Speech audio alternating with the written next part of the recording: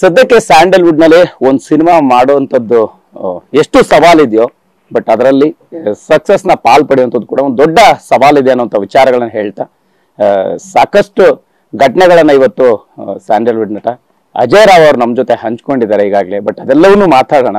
But 25 ವರ್ಷದ journey, so 29ನೇ cinema, so ಇದೆಲ್ಲವನ್ನೂ ನೆನಪು ಮಾಡ್ಕೊಳ್ತಾ ಸುಮಾರು ಘಟನೆಗಳನ್ನ ಮೆಲುಕು ಹಾಕಿದ್ರಿ ಸರ್ ಪ್ರೆಸ್ ಮೀಟ್ ಅಲ್ಲಿ.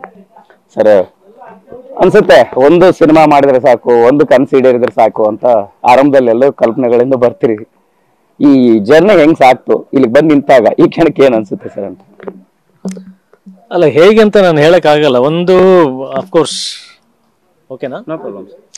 ಒಂದು ಅಫ್ಕೋರ್ಸ್ ನಾವು ಹೇಳ್ತೀವಿ ಅಂದ್ರೆ ಒಂದು ಹಣೆ ಬರ ದೇವ್ರ ಅನುಗ್ರಹ ಅನ್ನೋದು ಒಂದು ಹೇಳ್ತೀವಿ. ಬಟ್ ಅದರ ಜೊತೆಗೆ ಪ್ಯಾರಲಲ್ಲಿ ನಾನು ಯಾವಾಗಲೂ ಕೃಷ್ಣನ ಸಿದ್ಧಾಂತ ನಂಬುವಂಥವನು. ಅಂದ್ರೆ ನಾವು ಕೆಲಸನ ಮಾಡ್ತಾ ಹೋಗ್ಬೇಕು. ನಮ್ಮ ಶ್ರದ್ಧೆ, ನಮ್ಮ ಇಷ್ಟ ಏನಿದೆಯಲ್ಲ ಅದನ್ನ ನಾವು ನಿರಂತರವಾಗಿ ಪ್ರಾಮಾಣಿಕವಾಗಿ ಮಾಡ್ತಾ ಹೋಗ್ಬೇಕು. ಅದೇ ಕಾಪಾಡುತ್ತೆ ಅನ್ನೋದು. ಈ ಹೆಂಗೆ ಧರ್ಮ ರಕ್ಷಿತ ರಕ್ಷಿತ ಅಂತಾರೆ, ನಾವು ಅದೇ ಥರ ನಾವು ಯಾವಾಗ ಕೆಲಸ ನಂಬಿ ಅದೇ ಶ್ರದ್ಧೆನಲ್ಲಿ ಇರ್ತೀವಿ, ಸಕ್ಸಸ್ ಫೇಲಿಯರ್ಸ್ ಯಾವುದು ತಲೆ ಕೆಡಿಸ್ಕೊಳ್ತೆ. ಐ ವಾಂಟ್ ಟು ವರ್ಕ್, ಕೆಲಸನೇ ದೇವರು ಅನ್ನೋದು, ವರ್ಕ್ ಇಸ್ ವರ್ಷಿಪ್. ಯಾವಾಗ ಅದನ್ನೇ ಪೂಜಿಸ್ಕೊಂಡು ಹೋಗ್ತೀವಿ ಅದು ನಡ್ಸ್ಕೊಂಡು ಹೋಗುತ್ತೆ. ಅಷ್ಟೇ ಸಿದ್ಧಾಂತ ಸರ್. ಸರ್ ಸಿದ್ಧಾಂತ ಜೊತೆಗೆ ಸಾಲ್ ಕೂಡ ಹೇಳಿದ್ರಿ, ಆ ಸಾಲ ಈಗ ಸಿನಿಮಾ ಆಗಿದೆ, ಆ ಸಿನಿಮಾನೇ ಈಗ ಸಂದೇಶ ಕೂಡ ಕಡೆ ಆಗಿದೆ. ಸೊ ಆ ಸಾಲಿನ ವಿಚಾರದ ಜೊತೆಗೆ ಒಂದು ಸದ್ಯಕ್ಕೆ ಪ್ರತಿ ಹಂತದಲ್ಲೂ ನಡೆಯುವಂತ ಸನ್ನಿವೇಶ ಸರ್, ಹೆಣ್ಣಿನ ಮೇಲಿನ ದೌರ್ಜನ್ಯ, ಎದುರಿಸ್ತಕ್ಕಂತ ಸಮಸ್ಯೆ ಮತ್ತು ಸವಾಲು, ಅದನ್ನ ಯುದ್ಧಕಾಂಡದಲ್ಲಿ ಹೇಳಕ್ ಹೊಂಟಿದ್ರಿ. ಸೊ ಎಷ್ಟು ನಿಮ್ಗೆ ಚಾಲೆಂಜಸ್ ಇತ್ತು ಅಂತ? ಅಫ್ಕೋರ್ಸ್ ನಾನು ಆವಾಗಲೇ ಹೇಳ್ದಂಗೆ ಆ ಸಾಲ ಇದೇನಿದೆಯಲ್ಲ, ಧರ್ಮ ಗೆಲ್ಲಬೇಕು ಅನ್ನೋದು. ಧರ್ಮ ಅಂದ್ರೆ ಯಾವುದೇ ಒಂದು ಪರ್ಟಿಕ್ಯುಲರ್ ರಿಲಿಜನ್ನು, ಕ್ಯಾಸ್ಟು, ಇದಕ್ಕೆ ನಾನು ಹೇಳ್ತಾ ಇಲ್ಲ. ಅಂದ್ರೆ ಧರ್ಮ ಅಂತಂದ್ರೆ ಲಾ, ನ್ಯಾಯ, ಅದು ಗೆಲ್ಬೇಕು. ಯಾವಾಗಲೂ ಜಸ್ಟಿಸ್ ಅನ್ನೋದೇನಿದೆಯಲ್ಲ ಅದು ಗೆಲ್ಬೇಕು ಅನ್ನೋದು.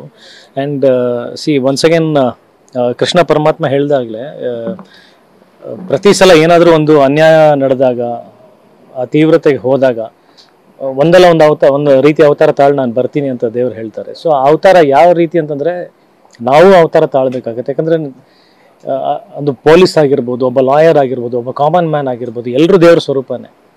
ಯಾವಾಗ ಅವನು ಧರ್ಮದ ಹಾದಿನಲ್ಲಿ ನಡೀತಾನೆ, ಧರ್ಮಕ್ಕೋಸ್ಕರ ಅವನು ಹೋರಾಡ್ತಾನೆ, ಒಂದು ನ್ಯಾಯಗೋಸ್ಕರ, ಸಮಾಜದಗೋಸ್ಕರ, ಅವನು ದೇವ್ರ ಸ್ವರೂಪನೇ. ಸೊ ನಾವು ಒಂದು ಅವತಾರ ತಾಳ್ಬೇಕಾಗತ್ತೆ ಇವತ್ತು. ಅಂದ್ರೆ ಮೇಲಿಂದ ಅವ್ನು ಇಳಿದ್ಬಿಟ್ಟು ಚಕ್ರ ಹಿಡ್ಕೊಂಡು ಆ ಥರ ನಾವು ಏನು ನೋಡ್ತೀವಿ ಹಂಗೆ ಬರ್ಬೇಕಂತಿಲ್ಲ. ಈಗ ಇವತ್ತು ನಾನು ಮಾತಾಡ್ತಾ ಇರೋದು ಒಂದು ಧರ್ಮದ ಬಗ್ಗೆ, ನಾನು ಒಂದು ಅವತಾರ. ಈಗ ಯುದ್ಧಕಾಂಡ ಸಿನಿಮಾ ಮಾಡಿ ನಾ ಸಮಾಜದಲ್ಲಿ ಒಂದು ಸಣ್ಣದೊಂದು ಬದಲಾವಣೆ ತರದಕ್ಕೆ ಪ್ರಯತ್ನ ಮಾಡ್ತೀನಿ ಅಂದ್ರೆ ನಾನೊಂದು ಅವತಾರ ಅಂತಾನೆ ಹೇಳ್ಕೊಳ್ತೀನಿ. ಸರ್ ಈಗ ಪ್ರತಿ ಹಂತದಲ್ಲೂ ಸಿನಿಮಾಗಳನ್ನ ಮಾಡುವಂಥದ್ದು ಬೇರೆ ಬೇರೆ ಕಾರಣಕ್ಕಿರುತ್ತೆ. ಬಟ್ ಒಂದು ಈ ಸಿನಿಮಾ ಎಮೋಷನಲಿ ಬೇರೆ ರೀತಿಯಲ್ಲಿ ಕನೆಕ್ಟ್ ಆಗುವಂಥದ್ದು. ಒಂದು ಮಗಳಿಗಾಗಿ ಸಿನಿಮಾ ಮಾಡಿದೆ, ಸಾಕಷ್ಟು ಸರಿ ಈ ಸನ್ನಿವೇಶ ನೋಡಿ ನಾನು ಕಣ್ಣೀರು ಹಾಕಿದ್ದೀನಿ. ಮುಂದೆ ಸಮಾಜದಲ್ಲಿ ಇಂಥ ಘಟನೆ ನಡೆದ್ರೆ ಹೆಂಗೆ ಅನ್ನೋಂಥ ಪ್ರಶ್ನೆಗಾಗಿ ಹುಟ್ಟಿದ್ದಂಥ ಸಿನಿಮಾ ಯುದ್ಧಕಾಂಡ ಸರ್. ಆ ಸನ್ನಿವೇಶ ಹೇಳೋದಾದ್ರೆ, ಒಂದು ತಾಯಿ ಮಗು, ಒಂದು ಮಗುಗೆ ಅಂದ್ರೆ ಪಾಪ ಏನು ತಪ್ಪು ಮಾಡಿರಲ್ಲ, ಮುಗ್ಧವಾಗಿರುತ್ತೆ, ಅದಕ್ಕೆ ಏನಂತಾನೆ ಗೊತ್ತಿರಲ್ಲ. ಆ ಥರದ ಒಂದು ಮಗುಗೆ ಅತ್ಯಾಚಾರ ಆದಾಗ, ಆ ಥರ ಒಂದು ಆ ಸಿಂಗಲ್ ಪೇರೆಂಟ್ ಆಗಿದ್ದ ಆ ತಾಯಿ ಆ ಒಂದು ವಿಷಯಕ್ಕೆ, ಆ ಮಗುವನ್ನ ಅಂದ್ರೆ ಆಗಿರ್ತಕ್ಕಂಥ ಆ ವಿಷಯಕ್ಕೆ ಮಾನಸಿಕವಾಗಿ ಅಂದ್ರೆ ಆ ನೋವು ತಗೊಳ್ಳೋದಲ್ದೆ ಅದಕ್ಕೆ ನ್ಯಾಯಗೋಸ್ಕರ ಹೋರಾಡೋ ಅಂತ ವಿಚಾರ. ಒಂದು ತಾಯಿ ಮಗುನ ನೀವು ರಿಯಲ್ ಆಗಿ ಹಂಗೆ ನೋಡಿ, ನಮ್ಮ ಫ್ಯಾಮಿಲಿನಲ್ಲಿ ಏನಾದರೂ ನಡೆದು ಬಿಟ್ರೆ ಆ ಥರ ಯೋಚನೆ ಮಾಡಿ. ಈ ಒಂದು ವಿಚಾರಗಳನ್ನು ಹೆಂಗೆ ಅದನ್ನ ಹ್ಯಾಂಡಲ್ ಮಾಡ್ತೀರಾ? ಈಗ ನೀವು ಹೋಗ್ಬಿಟ್ಟು ಕಾನೂನನ್ನ ನಿಮ್ಮ ಕೈಗೆ ತೊಗೊಂಡ್ಬಿಟ್ರೆ ನೀವು ಅಪರಾಧಿ ಆಗ್ಬಿಡ್ತೀರಾ ಅಲ್ವಾ?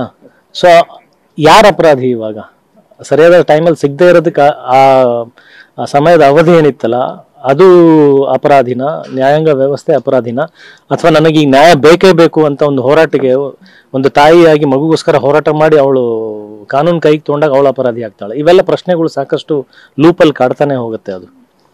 ಸೊ ಅದಕ್ಕೆ ಒಂದು ಪರಿಹಾರ ಅನ್ನೋದು ಬರಬೇಕು, ಮುಂಜಾಗ್ರತೆ ಅನ್ನೋದು ಬರಬೇಕು. ಹೀಗೆ ಆಗದೆ ಇರೋ ರೀತಿನಲ್ಲಿ ಏನಾದರೂ ಒಂದು ವ್ಯವಸ್ಥೆಗಳು ಸೃಷ್ಟಿ ಆಗಬೇಕು. ಸೊ ಅದೇ ಯುದ್ಧಕಾಂಡ.